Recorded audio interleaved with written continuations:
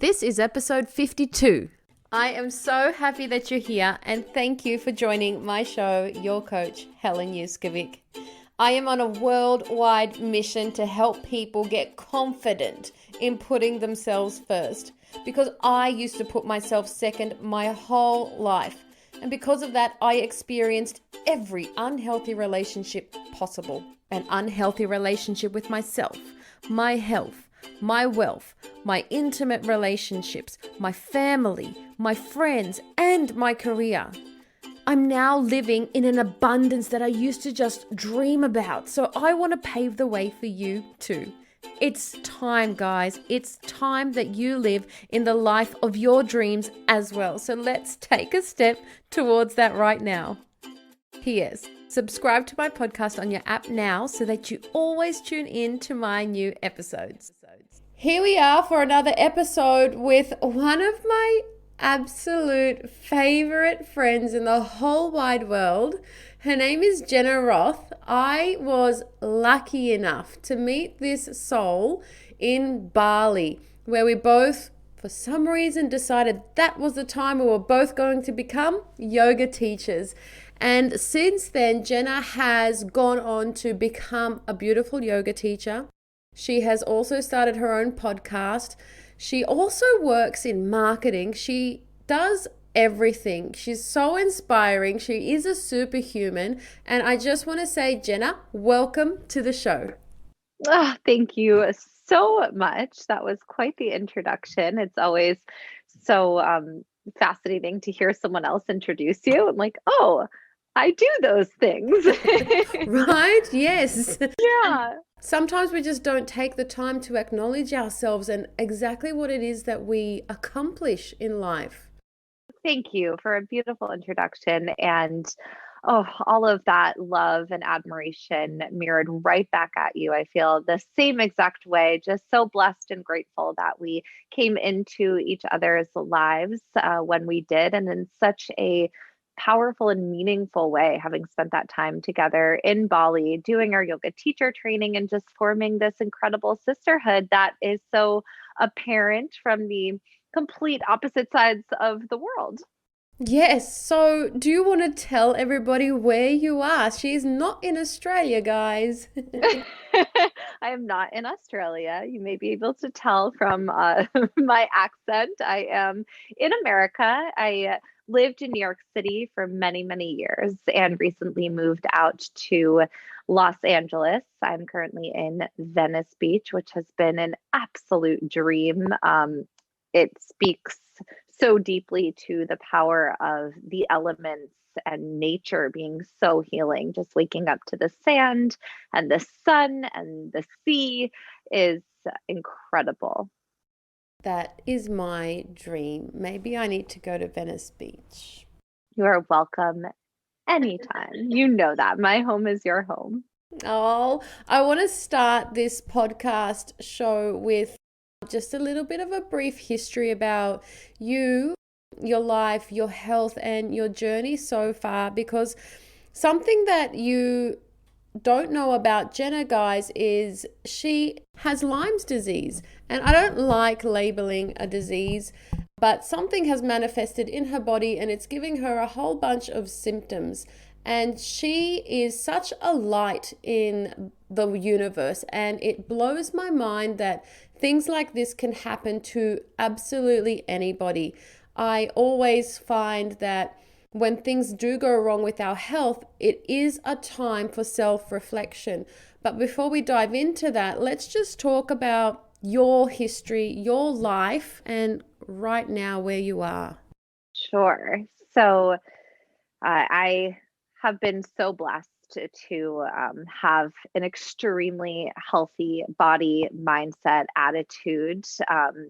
And I don't like to say up until this point. I still do. I believe that. You know, when people say, how are you doing? I always answer, I'm healing through Lyme. I'm healing through. It's the choice of words and the power that comes with expression makes such a big difference. So I will continue to speak that I am healthy, and I am in so many ways. And prior to being diagnosed with Lyme, I have never had any medical issues before. Have always had a really strong and stable body, immune system, so much so that I recognize now, reflecting back on my life up until this point, I definitely um, pushed myself. I did. I was someone that woke up at 5 a.m. and went on a 40-mile bike ride and then taught 17 classes and was running all over Manhattan from studio to private client to personal practice and never really slowed down. And that was working. Yeah, that was working for me until it wasn't. And I do see this diagnosis as, yes, undoubtedly a challenge and also such a gift and so many lessons that I'm sure we'll get into. Because if it wasn't for this, who knows if I would have ever slowed down and learned to explore and love and honor my body, my energy, my mind, my heart space in a completely new way. That's so amazing. She is thankful for this experience, which is something that just blows my mind because I want to really dig into this mindset because I know lots of people listening are suffering with things. And as we spoke about before we started this podcast, I too have had something thrown at me when I lost my vision. And it's just like, how are you going to stand up and fight now? Are you going to listen to what the universe is trying to tell you, or will you just keep going along as you are and just see what happens? Can you describe Lyme's? What is Lyme's? What are the symptoms? How exactly does it manifest in your body? How did you know that something was going wrong? Sure. Before speaking on my personal journey through this disease, I do want to say that it is so different for everyone. So anything that I share is just my personal experience through this. It is one of those things that it lives only in the gray area. It is not black and white. Everyone has different symptoms. It comes about in really bizarre and unique ways. And it's one of the hardest things to diagnose because of that. So for Wow. me, yeah, yeah. So for me, you don't really know uh, how long it's been dormant in your body.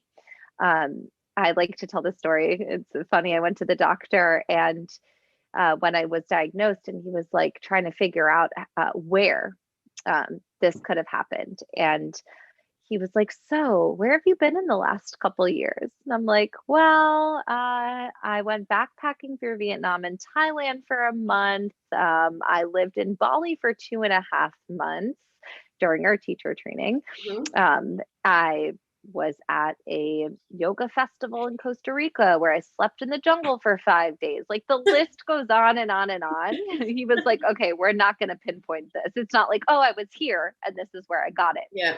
So I really had to step into a more intuitive place of where do I think I got this intuitively in my body, as well as backtracking some events and where it could may have made the most sense. And I did land on, I believe it was in Bali. Um, and I the symptoms started coming up. It was really hard for me to identify because I was going through a lot at that time. I was living in Manhattan during the mayhem of COVID, which was the epicenter of America. The Black Lives Matter movement was happening. The president we had at the time was the president. There was a lot of energetic and emotional stress Mm. happening around me. I was in a relationship that I wasn't supposed to be in. So when the symptoms first starting, arising, coming up, which were pains in different areas and challenging energies, I attributed it to so many other things that were happening at the time, the things I just mentioned. And being a yoga teacher, I went from teaching, say, for example, 5 classes in studios where, you'll demo a chair pose or a warrior two every now and then. But for the most part, you're walking around, you're guiding, you're adjusting, you're supporting, you're holding space. So I went from teaching classes in that manner, doing very little actual physical activity, to pivoting my teachings and offerings to the online space where you have to physically demonstrate the entirety of the class. So Yeah. I thought, okay, this makes sense why I had pain in my shoulder one day and in my knee another day. But it was really the Lyme beginning to activate. Was some common symptoms of Lyme are these really strange moving physical pain through your body. So, for example, I'd wake up one morning and my right wrist would be in shooting pain, like up my arm, down my side body. I couldn't open my hand and I had to wear like a wrist brace. And then the next morning, it was gone. Like it never happened, which is just so bizarre and something that's really hard to explain and identify. And it would go from my right wrist, like to say my left hip. And then the next day it would move. It was this jumping pain around my body. Wow. That's insane. Yeah, it was pretty wild. But again, I would never in a million years thought, oh, maybe I have a disease. I thought I was just having physical pain as a response to overworking my body by teaching online classes, to everything that was going on in the world and the city I was living in. And then I traveled for a little bit. I was moving out of New York, went to Mexico, and I believe in Mexico, um, I got COVID, and Lyme is a disease that many co-infections exist. So usually you don't just have Lyme. I got COVID, mono, and Lyme all at the same time. So another place where it was so reflective of how my prior health condition being so strong and healthy, I could just push through. So I was pushing through, pushing through, pushing through until the universe was like, no more. You need to figure this out. I got all 3 of those things, was just totally wiped on my ass to the point where I was like, something's going on here. It was suggested to me by different friends, healers, and acupuncturists that Lyme could absolutely be an option. I went and got tested, and they test for 10 things. It's a panel of 10 different things for Lyme. If you have, at least the test that I had done, if 5 out of those 10 things are positive, you're confirmed Lyme case. And I will never forget, the doctor called me, and he may need to work on his delivery a little bit. He called me and he goes, "Oh my goodness, I've never seen this before in my life.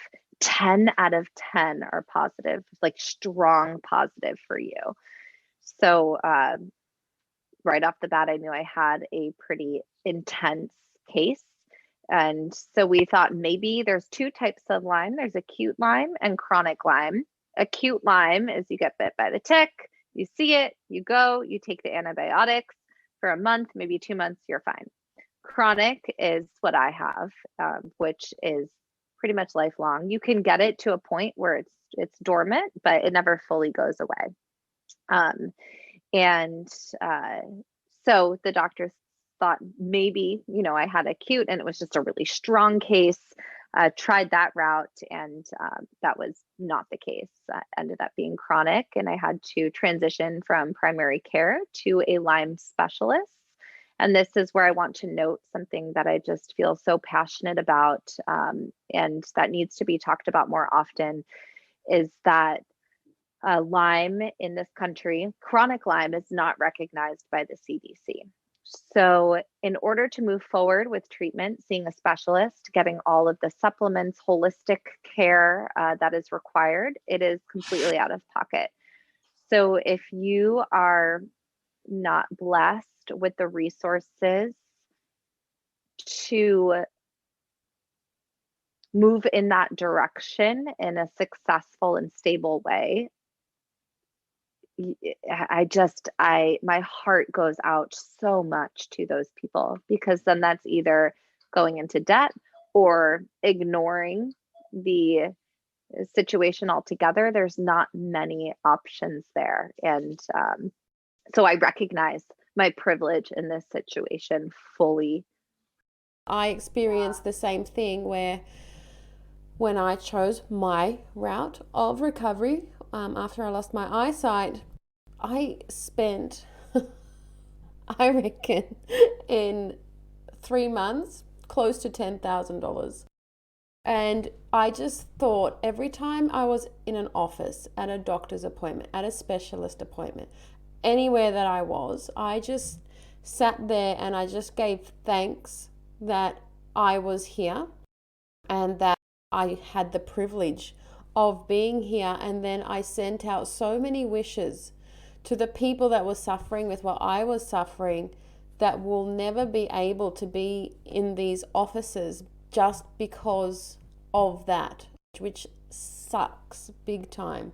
And again, like you, it's such a powerful thing to be grateful to experience these things. Otherwise, we wouldn't have known what we know now. Absolutely. It's such a powerful thing to be grateful for it, and something that, as someone who has gone their whole life naturally giving and getting so much pleasure out of giving and supporting and healing, it's also something that, interestingly enough, is a bit of a challenge in a way sometimes.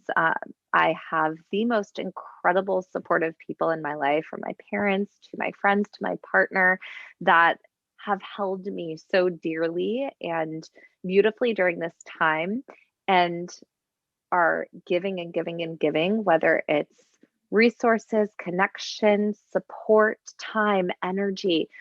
And just to have to receive without the ability of, like, okay, so what can I do for you then? Or how can I give back? This release of there being a balance and in the typical harmony of ebb and flow in your relationships, and just surrendering to receiving the gifts and gratitude and healing is such a powerful lesson in itself. Yeah.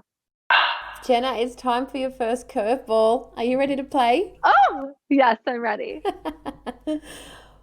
What is something interesting about you, or something that most people have no idea about you? A lot of people, this is such a random one, but it's a curveball. So it's a curveball answer. Not many people look at me and think that I have um, 12 piercings and 6 tattoos. That's right. I even knew you in person and I still didn't believe that you had. How do you disguise them all so well? They're very little and in very random places. It's so true. That's such a good one. How do you deal, Jenna, how do you deal with challenges of Lymes? How do you deal with that? And what are some key things that you have found help you? Because I believe that sometimes your mindset might feel like it's just super low. Like, how do you carry on? Yeah. So I think we mentioned this a little bit previously in the conversation, but just how you frame your mindset, the words that you use, the patience that you have for yourself. I think that there's so much power in perspective. My dad gifted me the life mantra, attitude is everything. And I stand by that. For example, a circumstance can be the same for two people. The person that has a positive mindset going into it can move through that situation in a positive way, whereas someone that has a more challenging or quote unquote negative mindset going into that same exact situation has a completely polar opposite experience. The situation, the circumstance is exactly the same, but your attitude towards it dictates your destiny. Is your dad positive? Has he got a positive mindset? Yeah, definitely. So I think since being diagnosed, I've undoubtedly have experienced some of the highest highs and pretty deep lows. But through this, I recognized that we typically identify this spectrum of emotion as highs and lows, or positive and negative, right? And while the quote unquote lows are wildly and unpredictably challenging, they are also part of our purpose and completeness.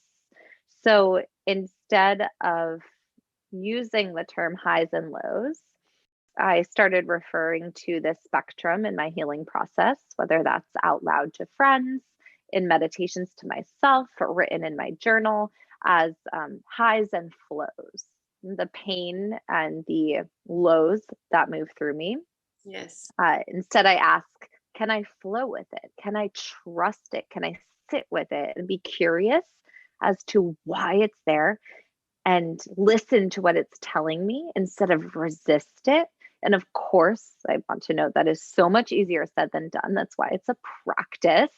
And some days it's much easier than others to have that approach. But the lessons that come with that are unparalleled, just an everyday practice of flowing with, like I mentioned, so much gratitude for support, surrendering to rest, which is something I never had done. Like, for example, one of my girlfriends called me uh, during a time when I was having a really challenging day. And she's like, "Hi, how are you feeling? What are you up to?" It was a Saturday at 2 p.m. And I'm like, "I'm just laying in bed." And she was like, "I'm sorry for the words 'I'm just laying in bed' you come out of Jenna Roth's mouth at 2 p.m. on a Saturday. Like, never in a million years would I've ever thought I'd seen the day." I'm like, I know. So surrendering to that rest, being patient with the stillness that comes from the rest. And then with all of that, just trying to step deeper into my purpose, and exploring to love myself in a completely new and different way, and trusting every part of the process along the way, trusting when there's those aha moments that click of, wow, I am receiving why this is happening for me. And those moments of, this is really, really hard today. And it's it's challenging energy, or it's physical pain, or whatever it is, just trusting the process in its completeness and entirety. So interesting. I just had a flashback, so off topic, but so on topic, of when we were in Bali and you were so amazing. You would wake up super early and go for your jog. And sometimes I'd see you and be like, "Why are you sweating? What's going on?" And you're like, "I just went for a run." It was like 5 in the morning. Before a full day of yoga and classes and And I just used to think this woman is incredible. I need her motivation, and I'm the PT. oh my God. Yeah, exactly. And it's not that that energy goes anywhere. It's just a practice of redirecting it in a way that serves Yes. you so much better and so much more sound and with sustainability and substance. Yeah. Too much of something is never a good idea. So it's always finding that balance. And when you are out of balance, I believe that the universe will tell you. And if you don't listen, it will tell you a little bit louder. And then if you don't listen again, it will scream it at you until the point where it's like, okay, it's 2 o'clock in the afternoon. I am going to rest in my bed and be okay with that. Yeah. Yeah, exactly. Guess what, Jenna? Do I have another curveball? It's time for your second curveball. Woohoo! Your second curveball is, I think you'll love this one. What is one of your favorite self-care tips, hacks, or things that you do? So I will have to say there is a technology called Nucalm, which is spelled Nucalm, and it uses a GABA patch, which you put on your wrist, and binaural beat soundtracks to get you into a parasympathetic state. And this has become a crucial part of my healing process. I do it twice a day, every day, first thing in the morning and then in the afternoon. And it is so phenomenal. It's healing, it's relaxing. It just drops you into that deep meditation in a matter of moments. I'll send you a link. Yeah, and I'll put that in the show notes for sure. Yeah. And then I think just finding time to breathe and I think about the breath as every inhale. And I speak to this in so many of my classes. The breath in is a vehicle to bring in whatever energy you want to ripple through your body. And every breath out is an opportunity to release a little bit of something that you're working on letting go of. So every cycle of breath, that interplay of inhales and exhales, is opportunity to bring in whatever you want to manifest into your life, to feel that move through your being. And every exhale, you can soften the muscles in your body. You can let go of some limiting thoughts in the mind and create space in your heart. And then they work together, right? The more that you let go, the more space that you create, the more room there is to bring in something that serves you more. And that in itself is, I feel like, a foundation of the practice of yoga. And I recognize not everyone practices yoga, but everybody breathes.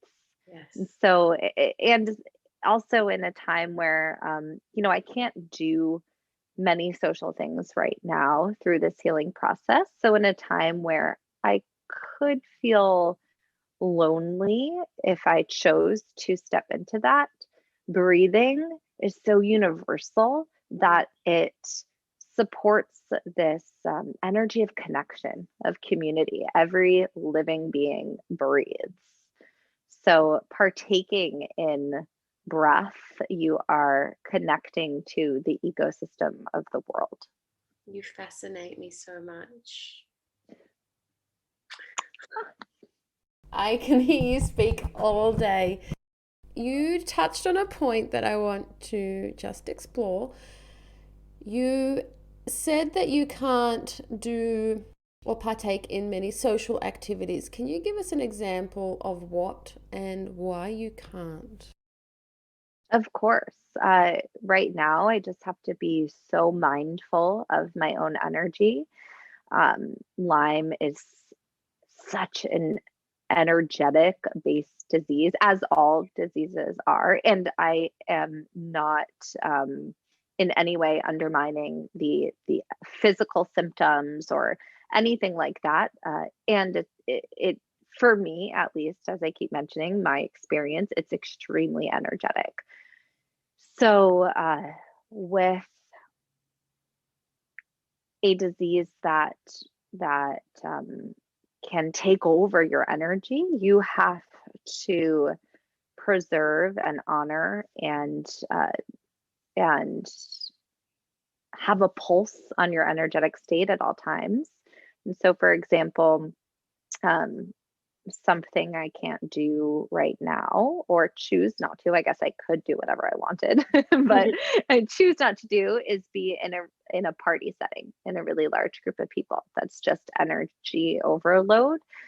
Um, and I'm also someone that, gets very excited and pulled into energy and very energetically sensitive. So if I'm in a group of people, I could very easily get energized by the collective energy. And then that would look like me running on adrenaline. And I would feel like, oh, okay, I feel good here. This is good. And then I would come home and crash. And it takes a little trial and error to get that and to understand that. And through this healing process, I'm like, okay, I think I can do this now. And then I do it, whether it's go to a yoga class, go to a small gathering. I do it, and then I have to uh, reflect on the experience and decipher whether that was um, a supportive environment for me or not. Like, okay, you know what? That may have been a little too much, or okay, wow, that felt really good. And I still feel really good 3 days after. So maybe that's something I can reintroduce back into my life again. That is such a huge life shift. Oh, Helen, first going 30 years living in one way and being able to do X, Y, and Z things, and all of the sudden, out of nowhere, without choosing, to have to completely recalibrate your entire life and way that you operate in the world is really challenging. And again, a trial and error. It's you just have to keep playing with it and seeing. It's a lot of data collecting, a lot of which I am. That is not my forte. I'm not a data driven person. I'm not a routine driven person. And the healing modalities that I have chosen uh, to to use in this time, a lot of it is regimen and routine. It's doing these holistic healing methods over and over again every single day. And at first, I was so resistant to it. And I was like, why? Why am I resisting this? Because it's regimen and routine. And I love to be in flow and free and in the present moment. And so, another lesson recognizing that regimen and routine can provide freedom when sticking to certain things that are there to heal you. Yeah, and support you. So you sound like you've learned a lot of lessons, the highs and the flows, the routine, honoring and respecting your body, trialing things, checking them out. Is there any other lessons that you have learned along this journey that you will take with you for the rest of your life? I think one is uh, balance. I recognized that I did not have much balance in the previous way that I was moving about my life and my day to day activity. And it's really easy in this place where I, for the sake of my health, am being energetically sensitive and having a lot of discernment with how I use my energy.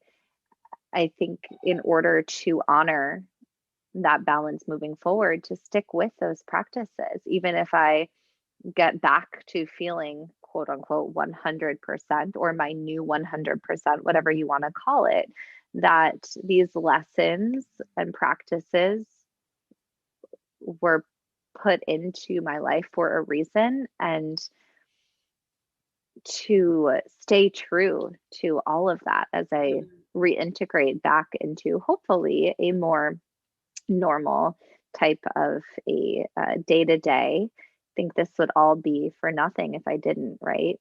Yeah. And it would be easy to let those things slip away again, to let the excitement take over and like, oh, I can do this on a muscular level again. I could do 5 yoga classes a day, and I'm going to remember and honor this time and choose not to live a more balanced, holistic, sustainable life, uh, especially in terms of energy. To it's to be selfish with your own energy and health is in the long run being selfless, because you can only show up for the people that you love the most and that you want to support and care for if you yourself are your priority. Did you change anything with your diet? Oh my gosh, yes. Oh, I thought let's just touch on this. Let's talk about that journey. Sure. So diet uh, was um, something that I have to give my partner Salim so much credit for. He had me on this diet before I was even seeing a specialist, and then this months later, when I ended up with my specialist, this was the exact diet that he had me on, and it is what people sometimes refer to as keto, but I think that that has a lot of kind of negative connotations that people connect to that sometimes. Really, what it is having a diet that produces ketones in your body, which are healing on a cellular level. So, with the power of what you choose to eat as fuel, you can put your body in the best possible place to do the restoration and the repair that it can naturally do on its own. So, what that diet includes is no carbs, no sugar, and then because of um, specifically Lyme, which is very inflammatory, no dairy, because dairy is extremely inflammatory. And that's harder than it seems at first, because there's sugar and carbs in fruit and in so many to eat and sauces. It has uh, really opened me up to asking about every single ingredient that is in something, to doing much more cooking on my own, to reframing my relationship with food and eating as a source of fuel and love. And I was a healthy eater before this, but ensuring that everything is just so clean and so natural. The last thing I will touch on is that I was pescatarian before this, and um, I it was suggested to me by not only my doctor, but many healers that I work with, to reintroduce meat during this time. And of course, obviously, super clean and responsibly sourced. Uh, but that was challenging for me, for my mind to get around at first. And it comes back to the point that I just brought up, is you have to do what's best for you. Like I was like, if I need to eat some meat to heal, I'm going to do that during this time. And maybe that's something that I bring forward. Maybe I will continue to eat meat every now and then. And maybe I let it go once I'm back in a stable place. Not a decision I need to make now, but something that, yeah, has those two things, the producing ketones and then reintroducing meat. Wow, yeah, I was wondering because I know you and how holistic you are, and nutrition is all a piece of the puzzle. It's time for your last curveball, Jenna. Are you ready to play? Yay, I am. When was your last random act of kindness?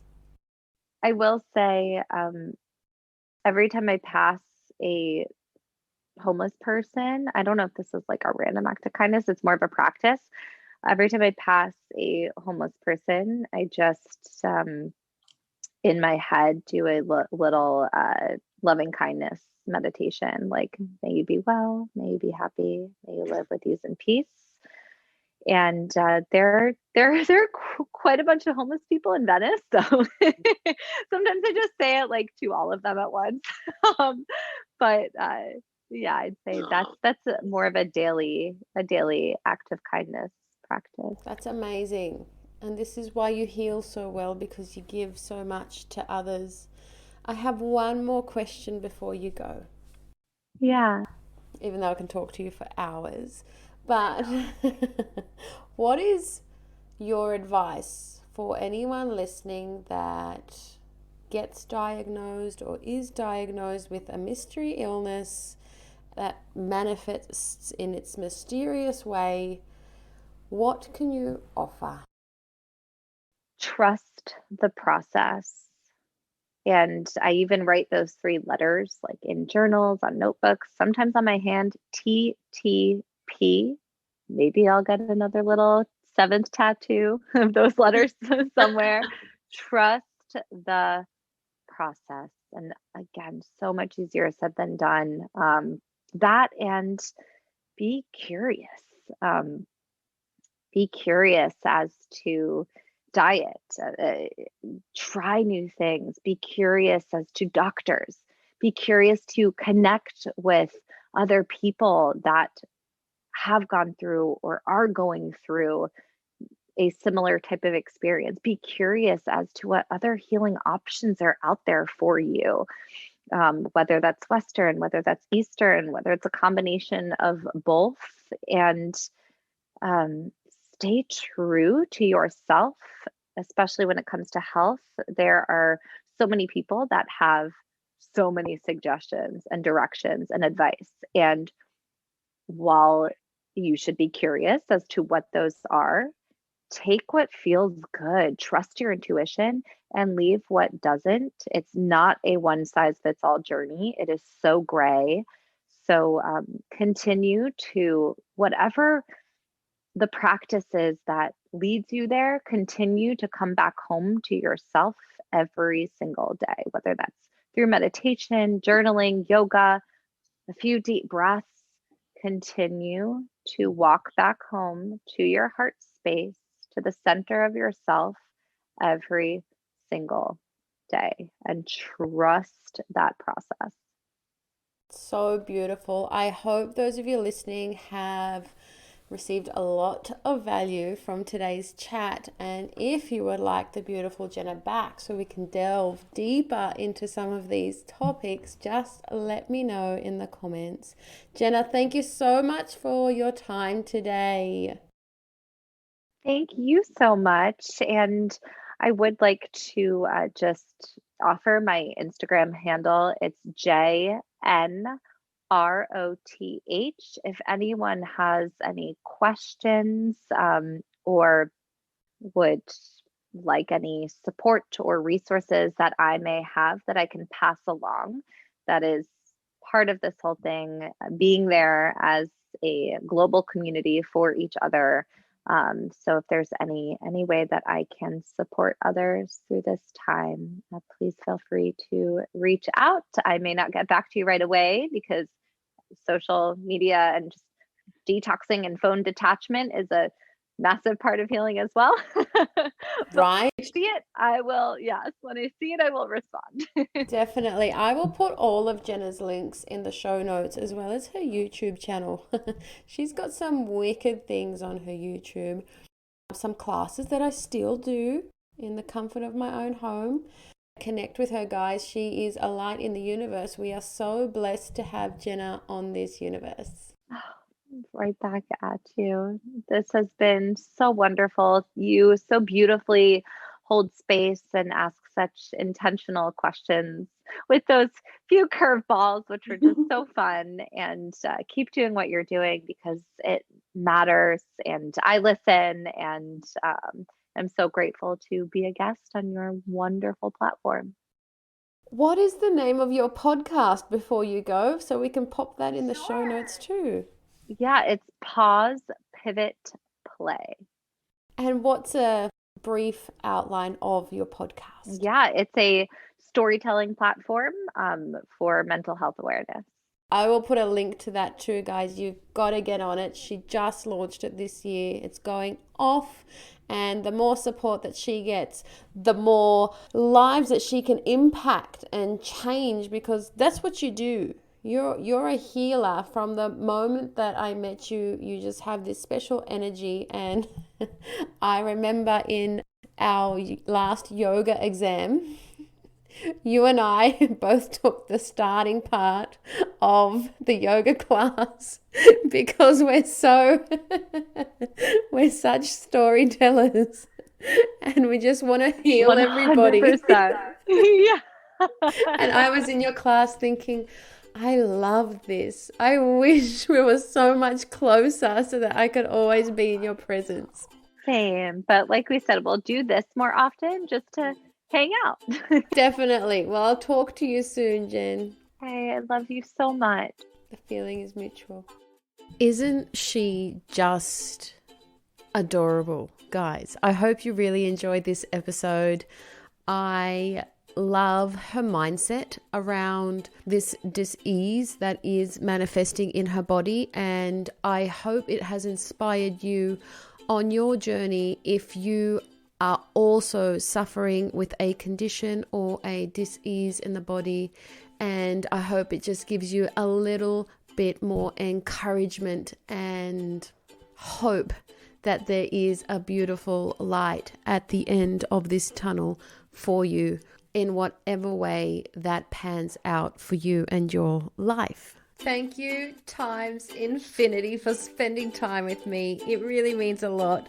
Putting yourself first will really help escalate your goals, your dreams, and I love being on the journey with you. So make sure you come and tell me on my Instagram at Whole Health, which is HOL_health, and comment below this podcast photo to share your thoughts on my show today. And if you enjoyed it, please leave me a 5-star review on iTunes or Spotify so that I can keep bringing amazing value to you. I'm sending you truckloads of love, power, and joy. Bye for now.